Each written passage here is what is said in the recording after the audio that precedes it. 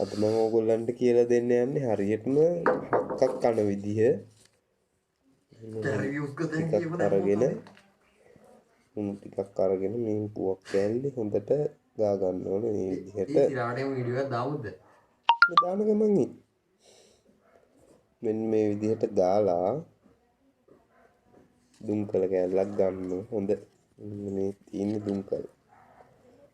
අරගෙන මෙහෙම විට වටේට මේ උණු එක ගාගත්ත පුවක් කෑල්ලක් පේනෝනේ. ඒක වටේට මේක මෙහෙම ඔතන. ලස්සනට හොඳට ඔතන. තමන්ට අවශ්‍ය ප්‍රමාණයට ඔතලා කඩා ගන්න. ඔන්න තියෙන ලස්සන හක්ක. ඕකට තමයි හක්ක පටස් කියන්නේ. මේ ඌරොන්ට තියෙන එක නෙවෙයි අපි කන එක. පොඩි ටේස්ට් එකකට මේ පොඩි බුලත් කෑල්ලක් එහෙම තියාගත්තා. ෆෝන් එක ළඟ වැඩි වීඩියෝ එක බොඳ වෙනවා ගණන් ගන්න එපා. ඊළඟට ඉතින් කන්න තමයි තියෙන්නේ.